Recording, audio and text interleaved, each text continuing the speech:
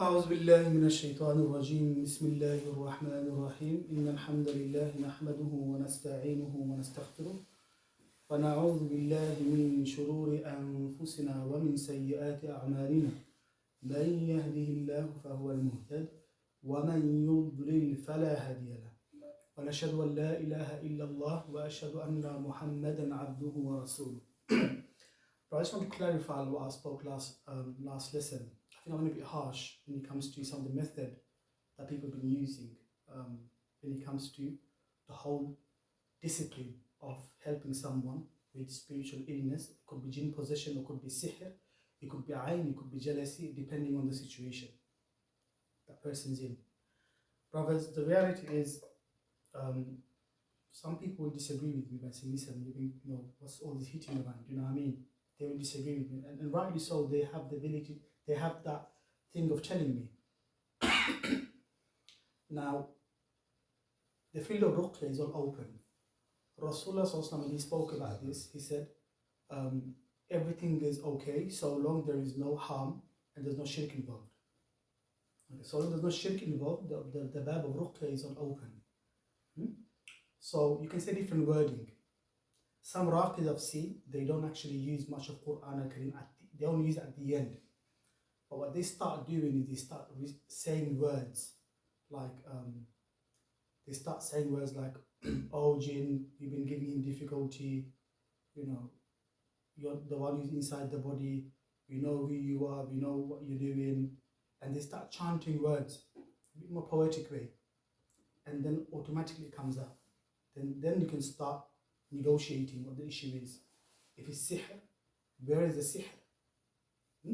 Is it madfoon? Is it digged underneath? Okay, is it marshush? Did they step on something? Or is it a form of dunya, a form of doll? Do you know what I mean? And where is it hidden? So you can start the, there's different ways of doing ruqya. Most of the people in the centers, because it's a center, they don't want to jeopardize their centers. They only use the Quran for it to burn the person who's been possessed. They'll only use the Quran Al-Karim that automatically burns the person, the jinn who is hiding in the body. Brothers, when the jinn hides in the body, most of the time it travels really fast. It travels really quick.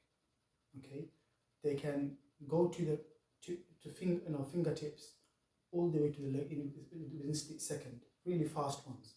And that's the jinn that mainly operates on human being. Quick ones. Now, what it is, those ones, it's easier to get it out. When they want to get it out, they start doing that quite fast. They start making that. Because they want to come out, but something pushes them in, so they're back.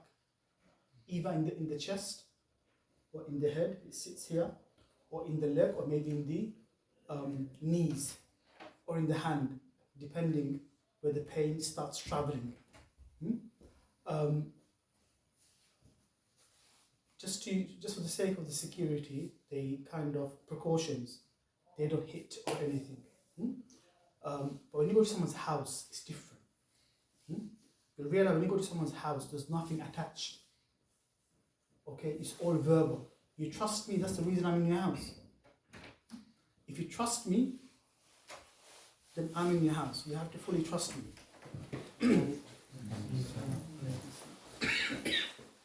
Now what I do is,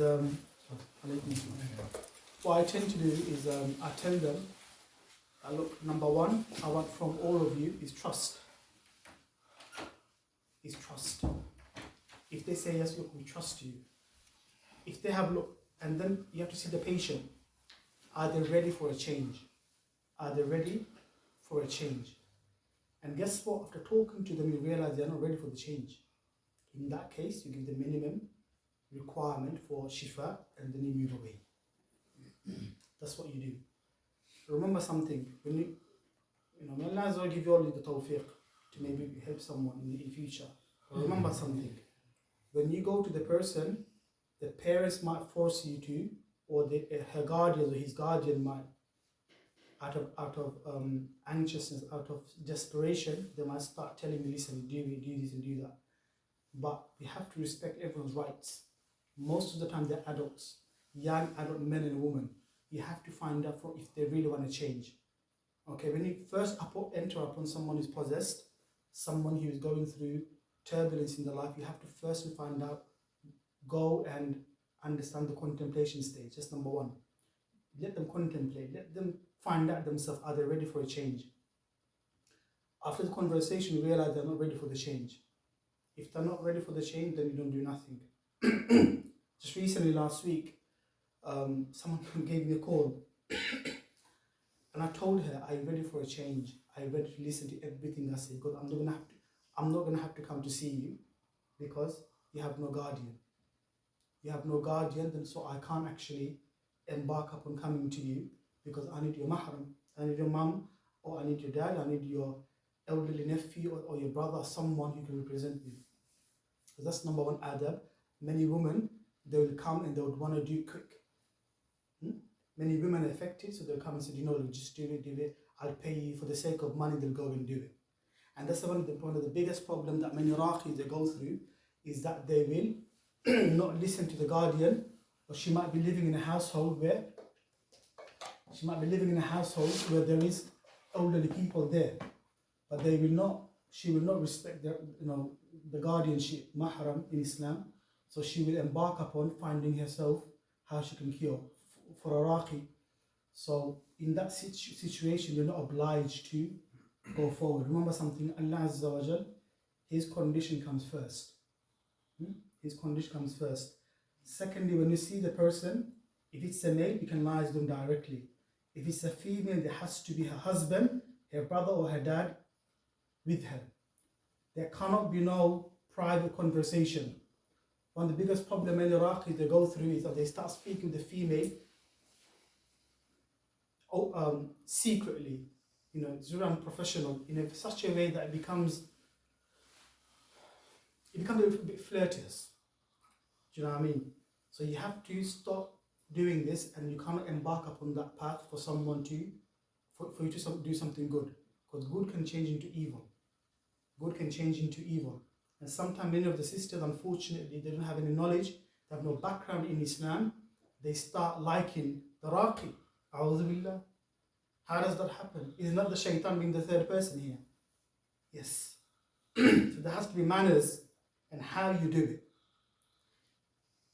The minute the phone call comes, straight away, you have to start analyzing, taking precautions. Who are you? Are you married? Yes, I'm married. Then I want your husband to be there whilst I'm talking to you. Or he's going to work. Then please message me. Or if you want to talk, I'm giving you 5 minutes. Please tell me what it is. And then when the husband comes over, we'll talk. We'll open the discussion again. That's how you do it. When you go to the house, you have to find out if she's alone, if she has a husband or her mahram with her. If she has all of that met, then you embark upon the ruqya phase. Now, ruqya phase, brothers, is basically you start reciting certain verses from Quran Al-Qayim to identify what this thing really is. I'm just touching upon things that probably many people don't know about. Okay, I think it's quite important I actually mention it, because it's gonna all be uploaded on YouTube. Maybe someone can get inspired by what I'm trying to say. Brothers, what happens is sometimes it's not even ruqya. Sometimes it's not even jinn possession. There's an underlying issue with the patient. Okay, underlying issue with the patient, meaning that such a person actually have marital issues, number one. Number two, she has issues with her work colleagues, or she has anxiety-related problems that may be related to some of the past problems that she went through, some of the past events that she went through. So it needs psychological-related counseling kind of thing, therapy. Now, she might say it's ruqya-related because she gets headache, migraine, her body becomes numb. Now, brothers, that's what happens when someone goes through a form of anxiety or life pressures. Your body becomes numb. You don't like doing anything anymore. The things that you enjoy doing, it becomes boring or mundane. You don't feel like doing anything anymore. Because of life pressure, because of financial pressure, because of family pressure, because of all these things, you start getting lost in your own life. in your own life, and how you discover yourself is being alone again. Not loneliness throughout, but spending a good couple of hours being alone. Being alone. Or for some women or some men, they keep a diary. So they start writing things down about themselves, the things they like. It puts your life into perspective. It puts your life into perspective. So what happened is, it's the underlying issue. So these are the things that I thought I'll clarify, because the whole hadith that I've mentioned about the person, the Sahaba, when they passed by this borough, this small town, one of their masters became poisoned by an aqrab, by a scorpion. So the Sahaba, when they went, they said, we'll come over, but we're not going to come as guests. We're just going to come and do our bit and then we'll leave. We're on a journey. Because we're on a journey. Okay, and it happened to be the fact that such a Sayyid, that such a man, he actually got cured with what? With Surah Al-Fatiha. With Surah Al-Fatiha, he got cured. And then he received a whole bunch of what? Sheeps, ghanam. And then they went to Rasulullah Sallallahu Alaihi Wasallam and they explained the whole qissa, the whole story, and then he was happy about it. He was satisfied. Okay, because the Sahaba were smart. Don't take advantage of me. At the same time, my brothers, it's really important that you cannot allow any patient to take advantage of you. Okay, you're not stupid. That's why many a time, many brothers, they said, you know what?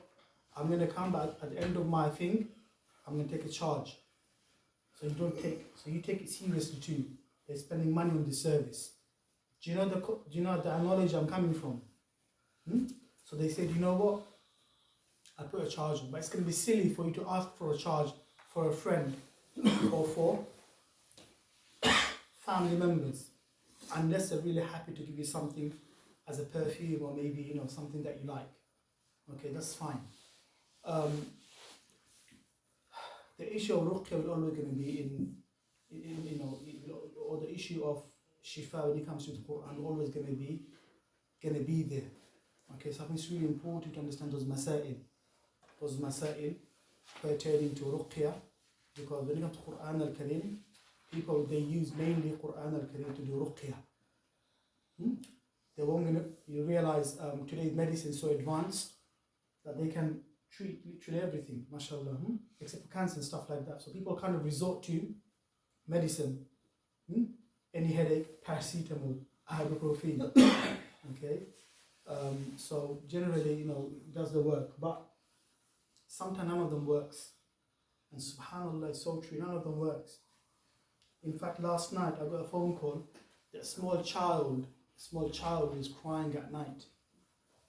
Okay, a small child is crying, and they don't know why he's crying. And that young kid, he's a very good reciter. He's a very smart boy. And I was saying maybe it's an evil eye. Maybe it's an evil eye that person is suffering from. Because that's not something that people don't want. And unfortunately, we live in a society where everyone's competing with one another. Competing with cars, competing with houses, it's not competing with clothes and attire. Everything's competing. So when they see and especially in school, parents, they gather and whatnot, they start realizing that another child will grass up, or do you know what, this boy is actually really smart and whatnot. He does all the homework on time, he does this and that. And sometimes an evil eye can come from parents in school. Now this thing never used to happen back in the 80s, by the way, when we were in school in the 90s. It happens now mainly. It happens now mainly because most of the parents these days are, born and raised here, got more ego, they know the system. Back then it was much more simple. But now evil eye can be much more rampant, remember this. Evil eye and jealousy and sihr can be much more rampant in this day and age because of the ego that we are not suppressing as a community. Brothers, evil eye can be put and could be thrown on a whole city. SubhanAllah. Evil eye could be thrown on a family. Evil eye could be thrown on a person himself. Now think about it. So evil eye could be something that probably penetrates in many different areas. So that's why we have to always seek refuge from Allah Azza wa Jalla, from any kind of harm.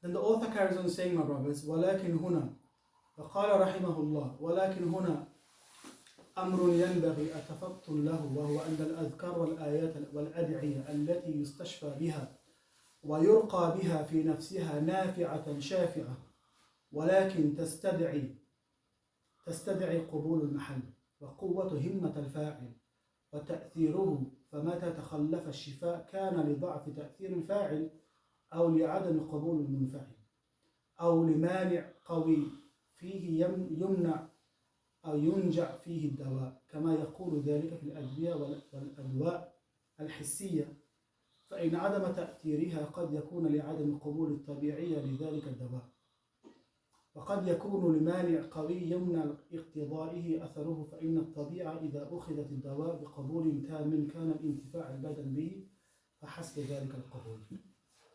Now here the author, I'm going to bridge it inshallah, he says that it could be the fact that the person making the dua, he's using everything that's there. He's doing the adhkar, he's reciting Quran. But guess what? His iman is always low. Or that such a person's tawheed or his understanding of the deen is very shallow. Is very shallow. Or that person he's doing the prescription, what's prescribed, but yet he's just doing it because he's told to do it, or she's told to do it. There's no full sincerity involved in such a prescribed, such a remedy that's been given to that person. Al-Qayim, he says that there's still going to be a level of shifa there. There's still going to be a level of progression on his or her journey in getting cured. But it will take much more longer. It will take much more longer.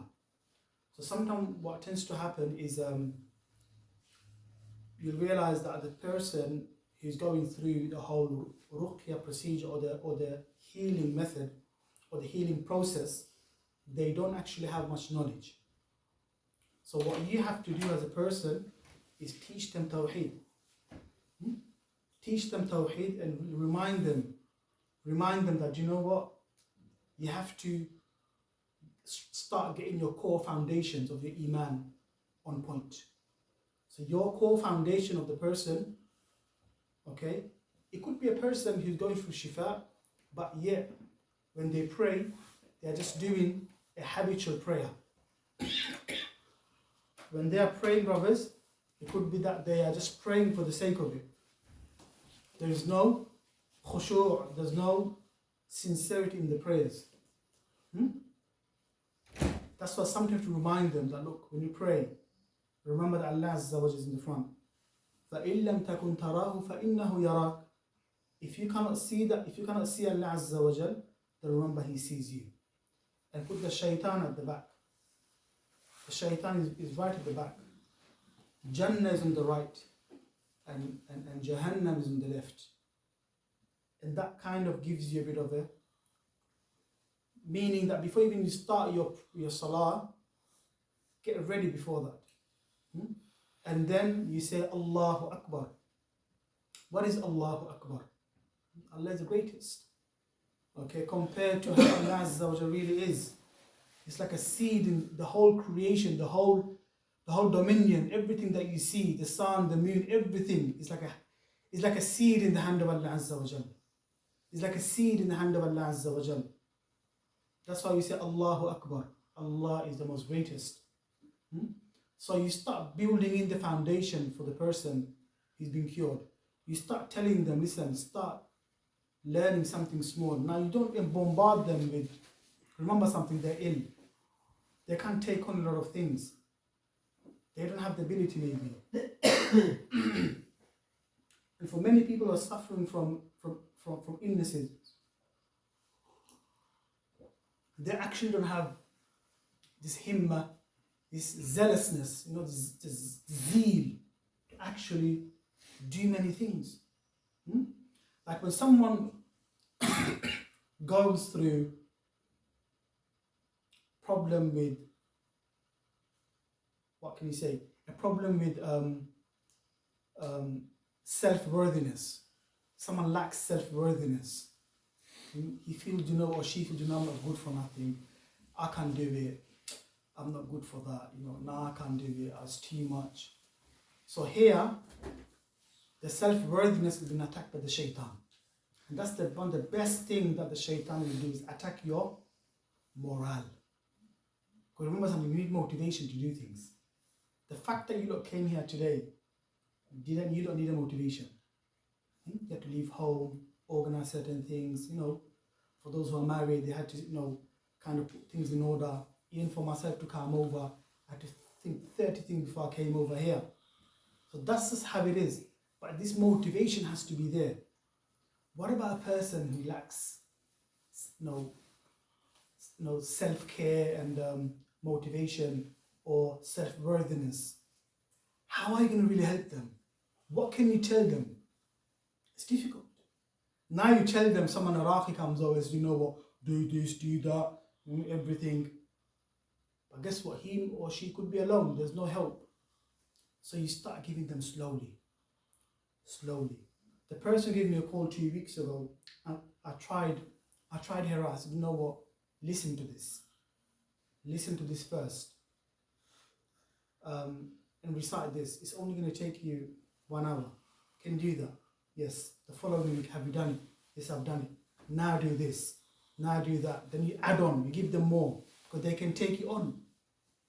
Because now they're ready for that. Now they're ready for the next stage. And then the healing process is going to be much more quicker. If the foundation is not correct, when it comes to the healing process, when it comes to the whole understanding of going through the healing progression, then there's not gonna, if the foundation is not there, it's not laid down, then they're never gonna do it. So many people, they never get cured, brothers. Many people, they don't get cured even for 15 years, 20 years, they don't get cured. And we live in such a society where, even through the NHS, even through all those things that are out there, you still feel neglected. There's no one there to help you out. That's such a person, they feel alone in that path, in that journey. Their friends can't even advise them because they're not good advisors. They're just there to joke around and eat fancy meals. They're not there for that. Isn't it true? These days friends, what do they really want to do? Go nice places, nice fusha, nice holiday, fancy restaurant, chill around for a couple of hours, and call them up again. And us brothers, what we tend to do is we never open up. We think it's going to affect my manhood. I'm not going to tell you what's happening with me. But subhanAllah, the Sahaba were never like that. You realize how we know so much about them. Because they were men with one face. They never had two faces. Isn't it true? They had that one face, that this is who I am. This is who I am. Just a couple of weeks ago, I was talking to a person. Do you know what? Do you know why people love you so much? I said, nah. That person is suffering from self-motivation, and that person is suffering from, what you call self-worthiness, self-worth. I said, the reason why people love you is because you're very open. You don't hide things. If I don't have it, I don't have it. That's how I feel. That's how I feel. I'm not going to hide anything. And that brings the best out of you. That's, a child. A child. In between the age of 3 to 7, they crave for love and attention. Even if it becomes boring, the very picture that they wrote, you have to say, very nice, beautiful. Even though you're not bothered. Such a long day that you had, and then the sun comes to you and says, you know what, I draw this, wow, You have to say, wow, amazing, wow, they give them a kiss, and then, okay, go to room now. But show that zealousness that you're actually listening to them. in that very process, my brother, in the age of 3 to 7 to 8, they're building the self-worth. When you drive them, when you see your nephews and niece, and when you drive them to school and you bring them back, you talk to them, you tell them, you know what, you're so amazing, you're the most biggest blessing I found in my life. You show them the love, and that's how they build up on their self-worth. Many of the psychologists, they say that, you know what, it's going to be very hard to build up that self-worth and the foundation, the core foundation, when they're old. It's very hard, and it's true. It's very true. Parents who are raised up with kids who are raised up with parents with strong relationship, the children do really well in life. They do really well. And I actually see it in myself. Many of the kids I taught during my time in Darul Ulum in Kent, I taught for a good couple of months, I taught GCSE students Arabic language. And the boys were smart, you know, who do really well.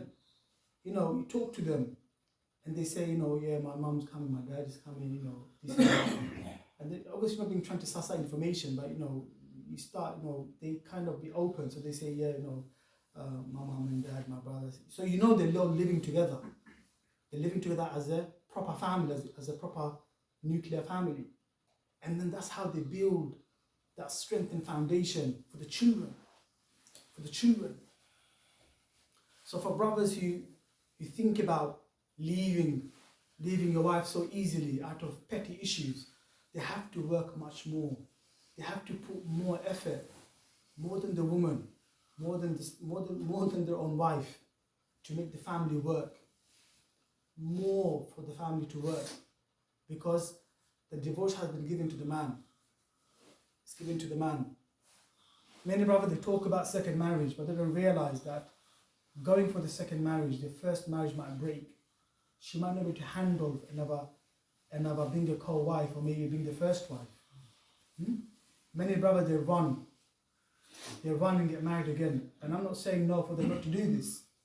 If they realize they jeopardize the first wife and the children that they're taking care of, the very kingdom, the very empire that you have made, if you think that your family can go in ruin, then there's no point. That's the ulama, they say, think about it.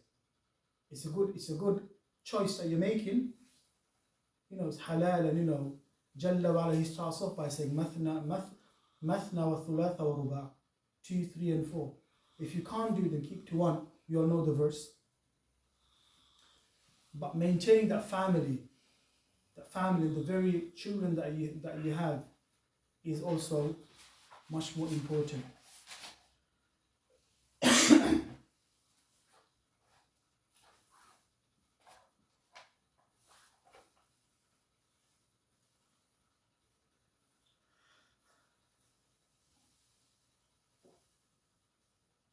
وكذلك للراقي نفس فعالة وهمة مؤثرة أثر في إزالة الداء. I forgot to mention that, the very last line. He said that also the person is going through, he calls himself a mu'alij, a healer, or someone who calls himself a healer, or someone who says that I'm going to help you with your situation. That such a person also has to have certain qualities. Also have to embed in himself certain qualities, such as zealousness, such as being, you know, someone with good qualities, someone with sincerity. He's not going there to do a half job. You know, many of the NHS, they do half job, you know that. I don't know if you notice. You know, many of the nurses, you know, many of the doctors, they don't do the job very well, despite they get paid so much. Why? Because the himma, it goes up and it goes down. Himma meaning your zealousness, you're being zeal and very enthusiastic. Your enthusiasm goes up, it goes down. Same way, my brothers, in seeking knowledge, you realize something, that when someone embarks upon seeking knowledge, the himma going to be there for the first 6 months to 1 year. Even for someone who prays, you'll realize she might be very much there for the first 6 months to 1 year. But then what happens is that the himma, it goes away, it's sometimes there. But depending on the surrounding, because and depending on how they carry themselves, it can go right down. It can go right down. In my 14 years of learning abroad, I've seen something that many brothers have come in places like Cairo to learn. But the minute they went back to London, opportunities opened up. Opportunities opened up. Then the minute they started embarking upon their respected fields that they're working in, the himmah for knowledge goes right down. Then I think, you know what, and it's understandable the fact that they're professionals in our field. Don't get me wrong. Many of the brothers who come abroad to study, they're sharp brothers. They're very smart. Many of them are actually the doctors. Many of them they actually have degrees in maths, in science. You know, they speak many different languages. But what happens is that when they go abroad, they want to learn. Remember this. They want to get the tool to embark upon learning. When they have the tool, what's the tool, brothers?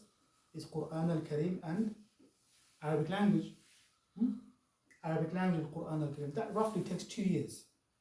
That roughly takes 1 year to 2 years. Okay? Now, when they have it, when they have the tool, it's like him getting the hammer and all the tools. And he's got the tool, he's walking around with the tool. There's no goodness involved. That's what happens to many people. Because the himmah was there, but to maintain this himmah is something else. It's something else. In that 14 years, I've seen brothers come and go. You know, at the very end, the last 4 years, I stopped picking, kind of seeing those kind of brothers because you can't keep up with them. You have to kind of find your own way. So that's what happened. But when you're young and with less responsibilities, that's the best time to grab. Best time to grab. When responsibility comes in, you can't balance it anymore. So the himmah, my brothers, goes back to the core foundation. Goes back to the core foundation, and that is your iman. That is your core beliefs, why you're doing it. Everything needs a start and the end. Everything needs a start and the end. Okay? Now, seeking knowledge, ajib thing is, my brothers, you'll always stay hungry. You can't finish it. You can't finish it. Imam Malik, as he was passing by, some of the students were saying, "Yeah, Imam, when are you going to finish?" And he's holding books. At that time, it was just about he became the Qadi of Medina. He was said, "When are you going to finish?" He's holding books. And Imam Malik, the famous Imam Malik, he's telling his people, "Hatta al-maut, until my death. Every ulama, they still died as hungry.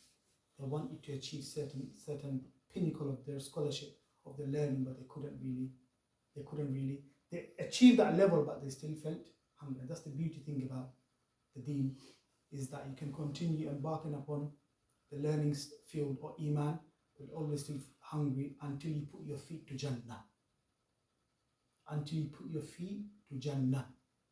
Okay, that's why one of the most elevated path is actually being firm upon your iman and learning. And those two come in hand. Okay? Those two come in hand. For an alim, he can be upon learning, my brothers, but he can lose his iman. How? You can tell me. An alim can be upon the path of learning, but he can lose his iman. By not implementing what he's learning. That's number one, okay. Not implementing it. That's one of the most important bit. Pride comes into his... Pride comes in, okay. Pride can come in. Anything else? Okay. Pride can come in. Also, opportunities come in. Money comes in for many people. Many ulama, they become ulama salatin, the governmental scholars. So they start giving wrong information. They start giving out the wrong information depending on what the government wants you to say. So they start changing haram into halal. That's the fitna that they will go through. Or sometimes family pressure, sometimes societal pressure. Sometimes pressure of society, start saying things that, you know what, the minute that you leave that place, you start thinking, what did I say? Can I retract it? Can I take it back? No, you can't. It's too late. It's too late. So they can lose your iman. Even an alim can lose his iman. But when someone has iman and the knowledge together, it's different. He will stop himself from saying things that doesn't go against the shara. He will stop himself because iman. And many of the ulama, they will actually face that issue when they reach a pinnacle point of the knowledge in the scholarship, and then they will start rejecting things. They will start basically not agreeing with the kings and not agreeing with the societal pressures, and then many times they end up in prison. And many of the ulama, they are in prison that we know of. And those who couldn't reach that pinnacle point, they are still giving what they can until they reach that pinnacle point where they now, whatever they say is really important. You can listen to them.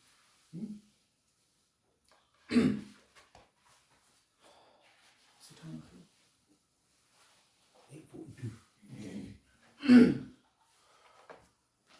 Then he says, الدعاء الغافل واعلموا أن الله لا يقبل الدعاء من قلب غافل فهذا دواء نافع لمزيل الداء ولكن غفلة القلب من الله تبطل قوته وكذلك أكل الحرام يبطل قوته ويضعفها كما في صحيح المسلم في حديث أبي هريرة رضي الله عنه قال قال رسول الله صلى الله عليه وسلم يا أيها الناس إن الله طيب لا يقبل إلا الطيب وإن الله أمر المؤمنين بها أمر به المسلمين فقال يا أيها الرسل كلوا من الطيبات واعملوا صالحا إني بما تعملون عليم.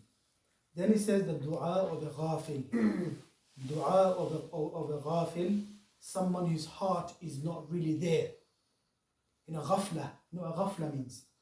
Ghafla is what idleness. It's not really there. He contaminated his heart with all those idleness. Qila wa qal, he said this, she said this. The heart is not very much attached with Allah Azza wa Jal. So it's very much dead because you made it dead. There's no nur, there's no light penetrating your heart. There's no light that is penetrating your heart. So what happened is, it becomes a bit hardened. Ghafla. So ad-du'a ul-ghafil. So such a person, when he does make dua, oh Allah, that's my issue, that's my problem, this and that. He's making dua. Then he gets up, he starts watching the TV, and watching that show. It's not really there. Okay?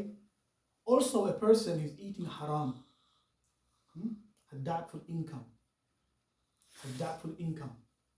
and that person is wearing his haram, then that person's dua will also not going to be valid.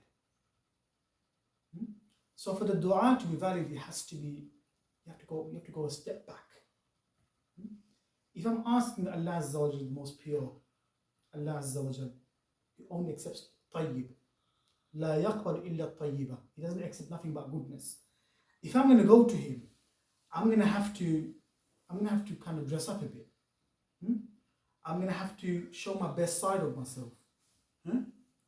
I'm going to have to do some preparation. People go to the wedding, they prepare weeks before what I'm going to wear, what car I'm going to drive.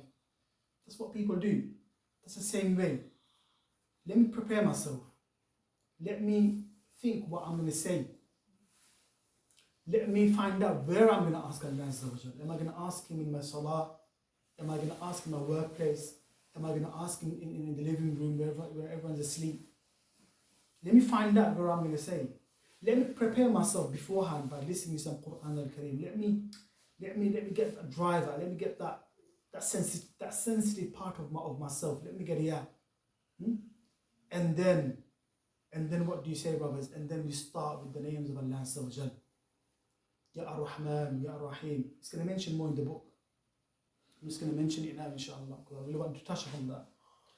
So you will start by mentioning the names of Allah Azza wa Jal. Ya Ar-Rahman, Ya Ar-Rahim, Al-Malik, Al-Quddus, Al-Salam, Al-Mu'min, Al-Muhaymin, Al-Aziz, Al-Jabbar, Al-Mutakabbir.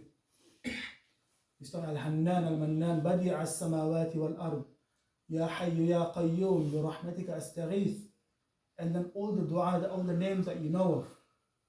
Badi' As-Samawati Wal-Ard, Al-Hadi, okay, Al-Qabid. You start mentioning all the names that he mentioned.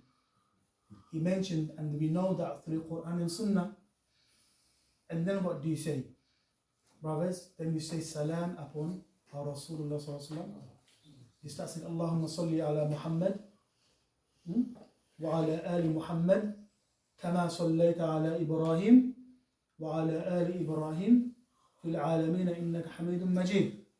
And then what? You say Allahumma barik ala Muhammad wa ala ali Muhammad kama barakta ala Ibrahim wa ala ali Ibrahim fil alameen innaka Hamidun Majid.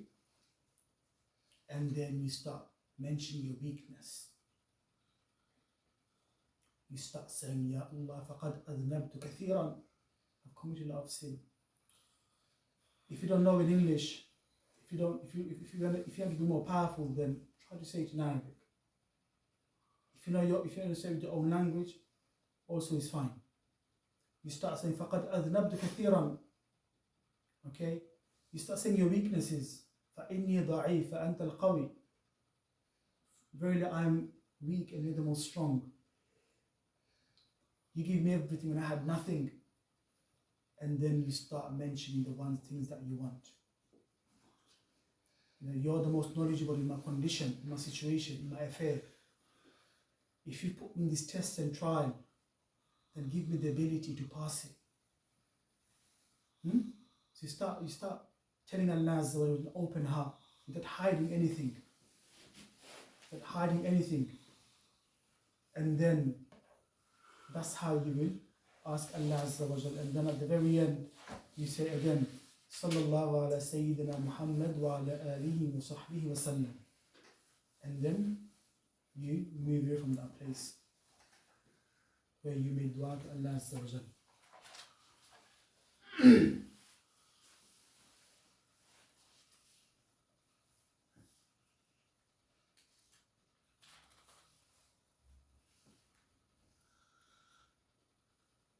Then he says, وَالدُّعَاء مِنْ أَنْفَعَ الْأَدْوِيَةِ وَهُوَ عَدُوُّ الْبَلَاءِ. قال رحمه الله, وَالدُّعَاء مِنْ أَنْفَعَ الْأَدْوِيَةِ is the most beneficial of your cure, of the medicine. Dua is the most beneficial of the medicine. وَهُوَ عَدُوُّ الْبَلَاءِ, and that's the enemy of the trial and tribulation that you're going through. Okay? It's like an enemy, it's like an adu. عَدُوُّ الْبَلَاءِ. The trial that you're going through, the difficulty that you may be going through, the dua is going to be like a shield. It's going to be like it's like constantly you're fighting for this thing to get better. And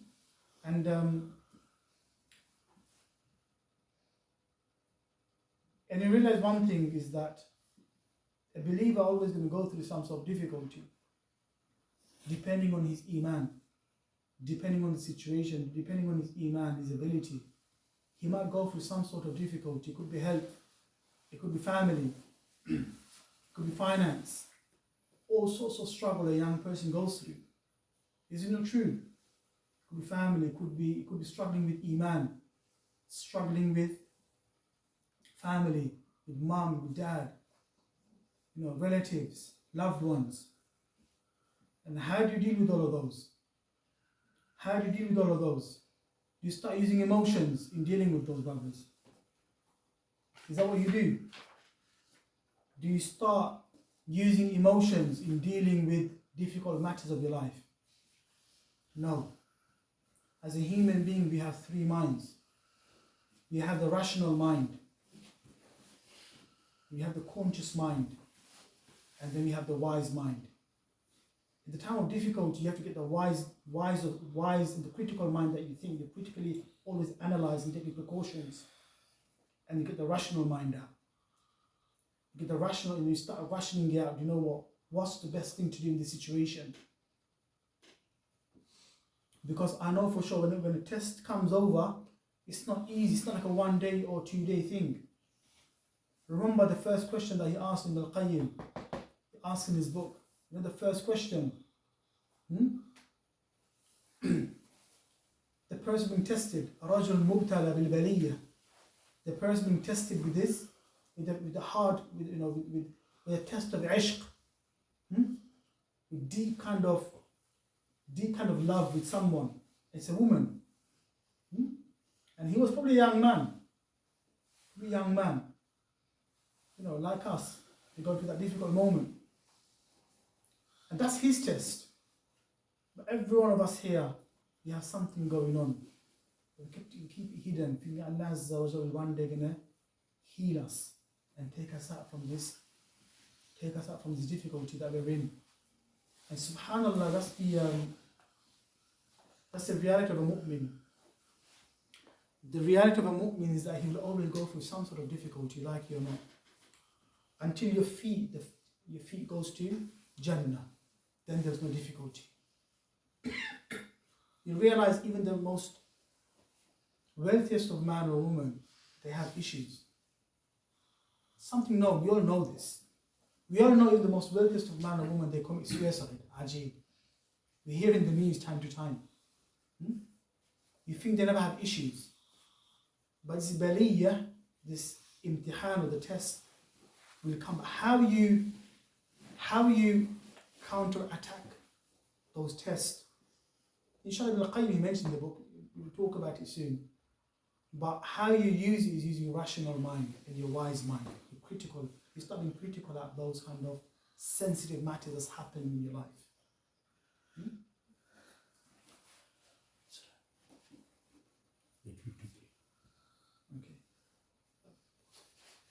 أقول قولي هذا نستغفر الله ولكم وسائر المسلمين من كل ذنب إنه هو البر الرحيم. Have anyone got any questions?